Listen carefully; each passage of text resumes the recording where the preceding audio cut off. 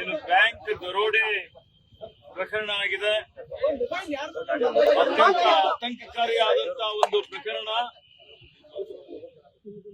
ಇವತ್ತು ಸರ್ಕಾರ ಇದನ್ನು ಅತ್ಯಂತ ಗಂಭೀರತೆಯಿಂದ ಪರಿಗಣನೆ ಮಾಡಿದೆ.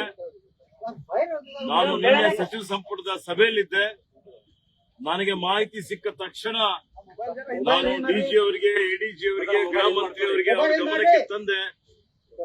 ಅದಾದ್ಮೇಲೆ ನೇರವಾಗಿ ನಾನು ಹೈದರಾಬಾದ್ಗೆ ಬಂದು ರಾತ್ರಿ 11 ಗಂಟೆಗೆ ಯಾರು ಗಾಯಾಳು ಇದ್ರು, ತೀವ್ರವಾಗಿ ರಕ್ತಸ್ರಾವ ಆಗಿತ್ತು, ಕೇರ್ ಆಸ್ಪತ್ರೆಯಲ್ಲಿ ಅವರ ಪರಿವಾರದವರಿಗೆ ಭೇಟಿಯಾಗಿ, ಹಿರಿಯ ವೈದ್ಯರಿಗೆ ಭೇಟಿಯಾಗಿ ಇವತ್ತು ಅವ್ರು ಬೇಗ ಗುಣಮುಖರಾಗಬೇಕು ಅನ್ನುವಂಥದ್ದು ಮತ್ತು ಅವ್ರಿಗೆ ಯಾವುದೇ ರೀತಿಯ ಖರ್ಚು ವೆಚ್ಚಗಳ ತೊಂದರೆ ಇರಬಾರದು, ಇದ್ರೆ ಸರ್ಕಾರ ಸಂಪೂರ್ಣವಾಗಿ ನಾವೆಲ್ಲ ಕೂಡಿ ಭರಿಸ್ತೇವೆ ಅನ್ನುವಂತ ಮಾತನ್ನು ಹೇಳಿದ್ದೇನೆ.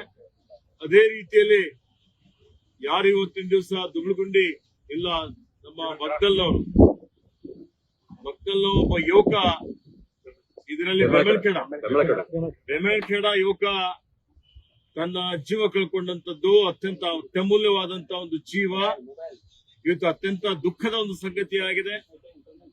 ಆ ಮೃತಪಟ್ಟಂತ ಯುವಕನ ಪರಿವಾರ ಜೊತೆ ನಾವಿದ್ದೀವಿ, ನಮ್ಮ ಸರ್ಕಾರ ಇದೆ. ನಾನು ಈ ವಿಷಯದ ಬಗ್ಗೆಯೂ ಸನ್ಮಾನ್ಯ ಮುಖ್ಯಮಂತ್ರಿಗಳ ಜೊತೆಯಲ್ಲಿ ದೂರವಾಣಿ ಮುಖಾಂತರ ಏರ್ಪೋರ್ಟ್ ಇಂದಲೇ ಮಾತನಾಡಿ, ಮತ್ತೆ ಅವರ ಪರಿವಾರದ ಕೆಲವೊಂದು ಅವ್ರ ಜೊತೆಲಿ ಇದ್ದಂತವ್ರು ನಿನ್ನೆ ಸಂಪರ್ಕ ಮಾಡಿದ್ದೇನೆ, ಮಾತನಾಡಿದ್ದೇನೆ.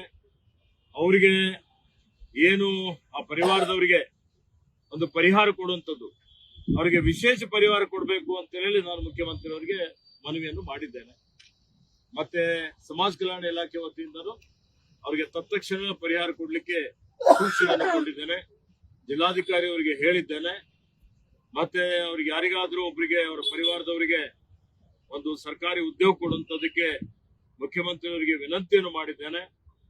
ಅವ್ರಿಗೆ ಈಗ ನಾನು ಬೆಮಳ್ಕೆಳೆಗೆ ಭೇಟಿ ಕೊಟ್ಟು ಆ ಪರಿವಾರದವರ ಸದಸ್ಯರ ಜೊತೆಯಲ್ಲಿ ಸಾಂತ್ವನ ಹೇಳಲಿಕ್ಕೆ ಈಗ ನಾನು 2 ಗಂಟೆಗೆ ಅಲ್ಲಿಗೆ ಹೋಗ್ತಾ ಇದ್ದೇನೆ. ನಾನು ರಹೀಂ ಖಾನ್ ಅವರು ಹೋಗ್ತಾ ಇದ್ದೇವೆ.